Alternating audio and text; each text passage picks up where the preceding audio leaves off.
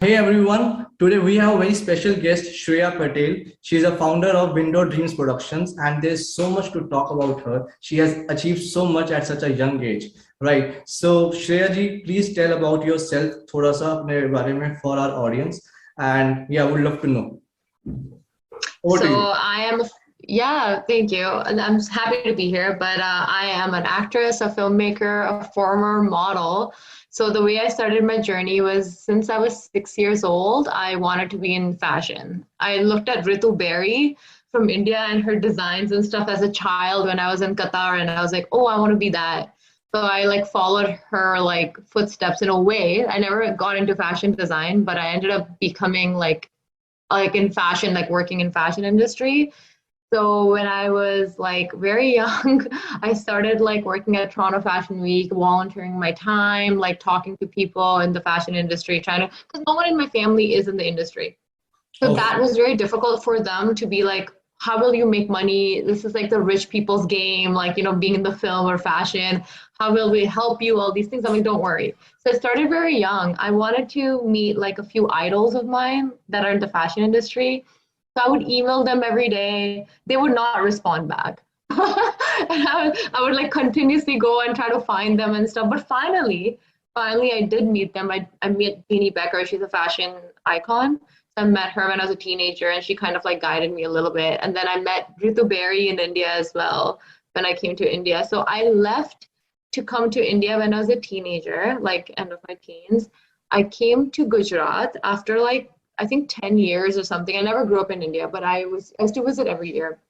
I took a train by myself from Gujarat, like from Nadia to Bombay. Did not know one person in Bombay at all. Right. Zero, no family, nothing. And I went to an internet cafe, found out a hostel, found the hostel place, stayed there for like 2 days. And I was traveling for the first time in Bombay by myself. And I was at Grand Hyatt because I come from Canada. So I was like, oh, I can afford Grand Hyatt. I went there and then I ended up meeting someone in the Lakme Fashion Week.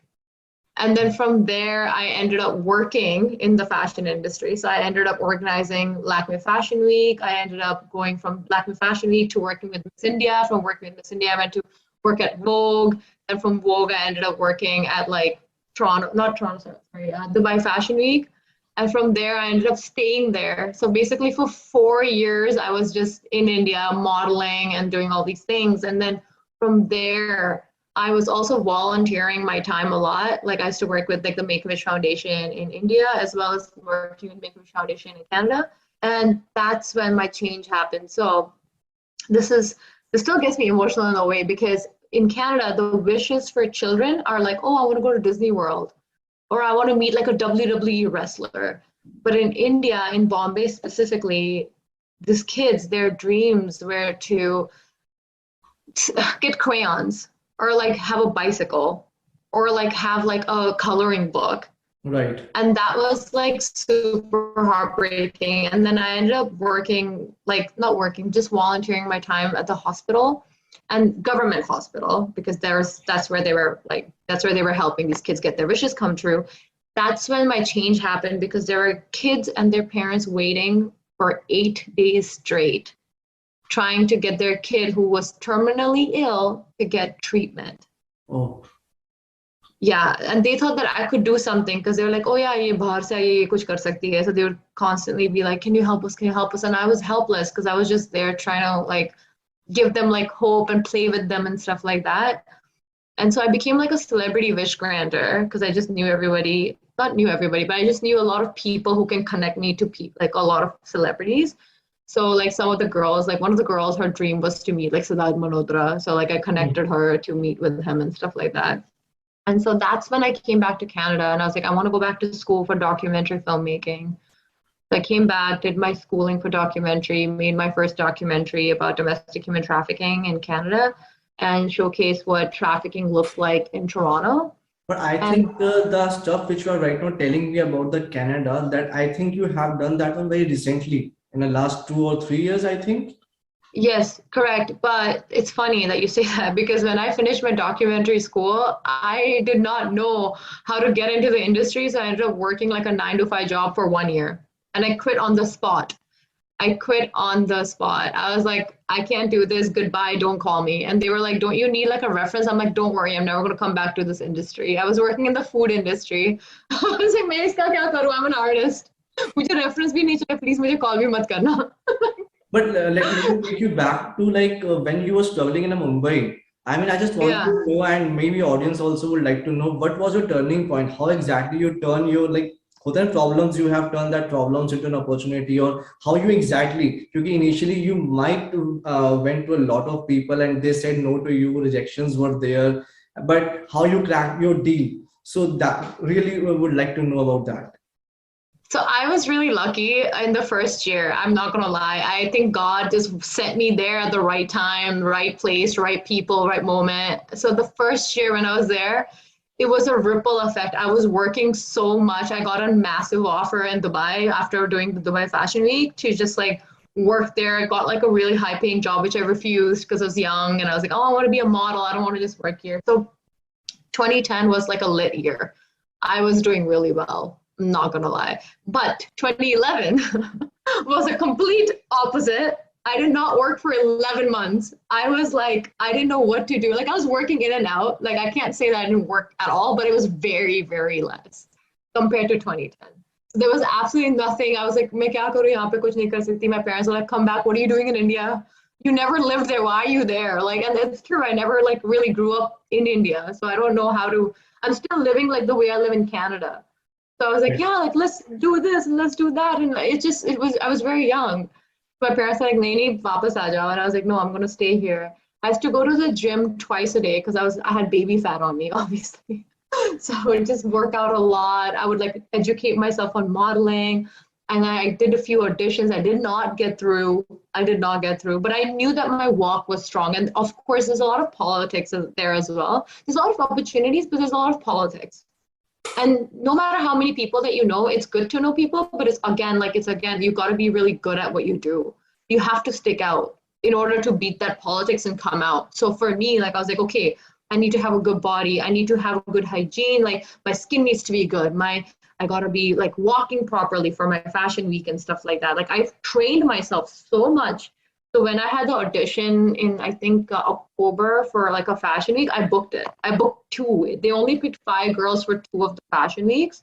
And I booked it. And from there, it kind of started. And then 2012 was like a really good year. And 2013, I was like doing very well. Like I was working. I used to live out of a freaking like a bag.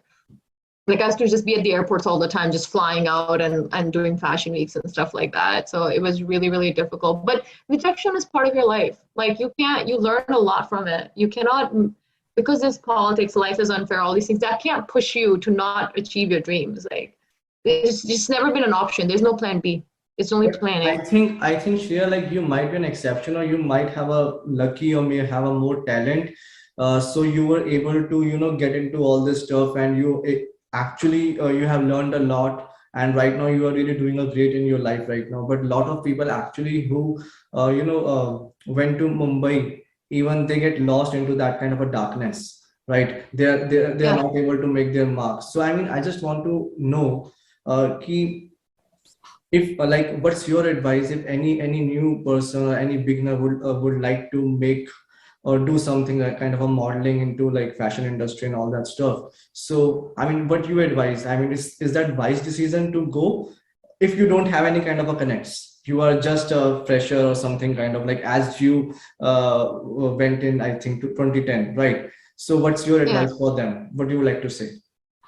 Honestly speaking, if you want to do it, do it. Train yourself though, because I had clarity in my head. Like I had a goal set since I was 6 years old. People look at me and they're like, oh, you achieved things very young.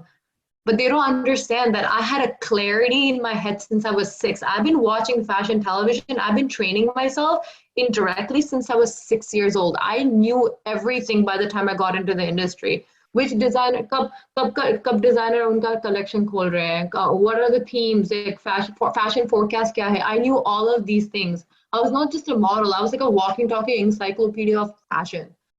So that's what I wanted to do since I was 6. That clarity was very much there. So if you don't have that clarity, you will not succeed, first and foremost. Secondly, I don't think you should not go. I think you should go, but make sure you train yourself. Make sure you know what you're getting yourself into and don't ever lose your goal. India में parties बहुत late होती हैं, यहाँ पे सिर्फ 1-2 बजे तक होता है. इंडिया में क्लब हॉपिंग करते हैं लोग.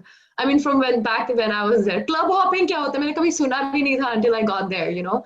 Like एक क्लब में जाएंगे फिर दूसरे क्लब में जाएंगे फिर दूसरे, I mean, it's 6 a.m. and you're a model. You cannot look tired. So it's like, what's your goal, right? So you cannot get lost in these things. I was never that girl who partied and who did all these things. But if you have a long-term goal, and I wanted to be the best, I wanted to work every second day.